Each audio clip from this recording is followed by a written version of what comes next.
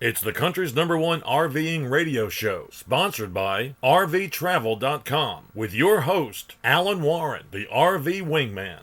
All right, we've got Mr. X on the line, former Camping World salesperson. And Mr. X, we've got a friend of the show, one of my heroes in the RV industry. He's the editor of RV Travel newsletter, Mr. Chuck Woodbury on the line. He just wanted to visit with you for a second. So hang on. Chuck, are you there? Yeah, I'm here, Alan. All right, say hi to Mr. X. Hi, Mr. X. Hey, how's it going, bud? Good. I just got a couple questions for you. If somebody comes in there and they want to pay cash, what happens? And that's question one. And number two, I mean, will they still sell it to them? Will they raise the price? What will happen? And then the second thing is, I've heard that Camping World will finance a extended warranty for 20 years, even though the warranty will only last, far less than that. Can you talk about both of those? Sure. On the first part with the cash buyer. So with the cash buyer, the second that they hear cash buyer and they hear no financing, they don't care about you one way or another. Unless your sales guy holds the hand of every department from beginning to end, you're going to get lost in the crowd. They could care less about you because they don't make any money on you. You're not a priority. You're lucky if you even get a face-to-face with the finance guy, or finance department in general, which is where you also sign the finalizing paperwork to own the RV. You will get no discount whatsoever. You will pay face value if you're paying cash 99% of the time. What about the question about the financing an extended warranty that only lasts for 5 years or 6 years maybe, but you're paying for it for 20? Do they really do that? I've heard of that. I haven't seen it personally. Would I put it past them? Absolutely not. I could totally see them doing that. That extended warranty isn't worth the paper it's printed on, because even if they do, I guess, if they feel it's warranted to, that the warranty will stand up and they are obligated to fix it, even if that is the case, your coach, you're going to have to wait about 3 months, maybe 4, to get an appointment with service. Once you do get an appointment with service, your coach is going to get stuck there for a couple more months because they have to get parts and things like that. Then they're going to find something else that isn't broken and charge you for it for labor. How do you think, Mr. X, that Camping World overall, in general, how do you think they handle customer service after the sale? I mean, be honest. It depends on, actually, horrible, but some people get treated a little bit better than others, depending on how easy you roll over for them. It doesn't matter what coach you buy. It doesn't matter how much money you spent with them, how many RVs you have bought from them. It's after the sale, how much grief do you really give them? I've got a lot of questions, so and I'm sorry to cut you off, but let me ask you another question. So what about the attitude in the community? I'm not sure which store you worked in, but when Camping World goes in and they buy an RV dealer, usually that dealer's been there a long, long time. They're a great member of the community. How does the attitude of the community change as Camping World moves into an area? Tell me about that, or do you even know? I do, because I've seen Camping World buy out another dealership, another large, successful, community-oriented and family-oriented and customer service-oriented dealership, and I knew 90% of the people that worked there. There's a reason that over 50% of them immediately left, and the rest of them were weeded out very quickly because they did things the way things should be done. and not the Camping World way. Camping World comes in and they enact their policies. They make you do it the Camping World way, which is beneficial to Camping World and Camping World only. But how do they get away with this? Because I've had other salespeople that are present salespeople call me that have said things that they can't get their manager to do anything to help. That they see problems in the store, in the region. They try to get the message up the pipeline, if you will, to up towards Marcus Lamona. It just goes on deaf ears. Nothing ever changes. Why would they change? They don't have to. Who's going to make them? They're under the impression that there are an endless supply of people that want to buy RVs. So no matter how many people they piss off, no matter how many customers they anger and turn off of RVing, there is always more because of the baby boomer generation all retiring at once and being such a large demographic and just population with so much money and a love for RVs. It's an endless supply, they feel. And they're playing the short-term game. They're not playing the long-term game because this is not a long-term solution to business. It's not. I mean, when the baby boomers all get old and, start having medical problems and they start running out. Okay, so talk to me.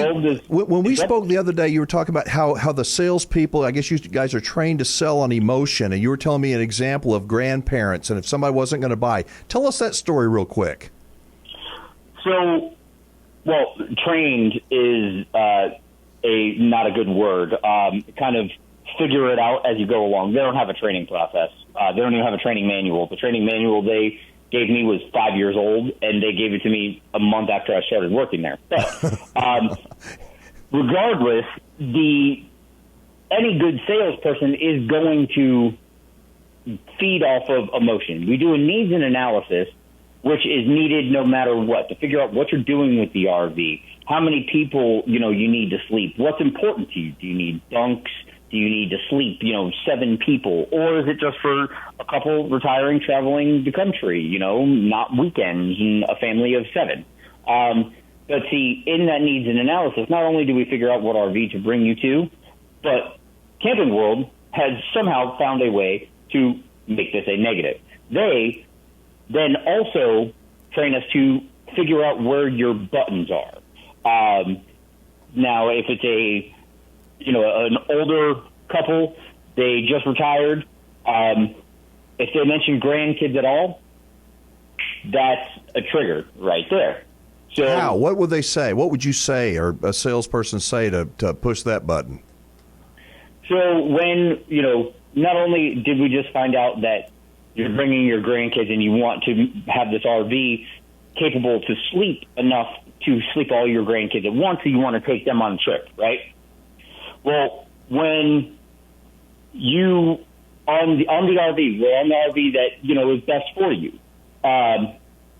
They say they use the grandkids. They put a mental image in your head. Well, you and your grandkids going to the beach. I mean, hey, can't you see yourself doing that? I mean, it's middle of June, going to Wilmington, got the grandkids running around. You park the thing at a campground over there, having a grand old time in the summer. But if I were Camping World, if I were the managers, I'd say that's just salesmanship. That's just being a smart salesman. I think I hear what you're saying. It's a combination. It's not one thing Camping World does. It's just a little bit of everything, and it just sounds so dirty to me. It's a perfected process that they have fine-tuned to fit them and benefit them. They use tools that should be benefiting the customer, a needs and analysis to figure out exactly what the customer wants and needs to show them and point them in the right direction, because there's 400 RVs on the lot. They don't know. They don't know barely anything about RVs. How are they going to know which one of these 400 is perfect for them? They barely even know the differences in the features on them. They take something like that. All right, Mr. X, you got to hang on. This is a hard break. Please do not hang up. When we come back, I want to ask you about how the games are played with credit scores when people walk in to Camping World. This is the RV Show USA. My name is Alan Warren. They call me the RV Wingman. and I'll be right back. And we are back with one of the most, I think, explosive interviews, if you will, that we've ever done. And you're hearing the real deal as told by a former salesperson for Camping World.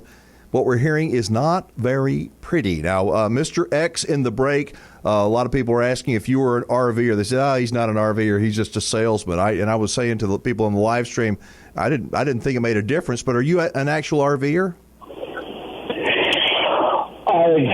So without divulging too much information, prior to me working for Camping World, I was in the RV industry 7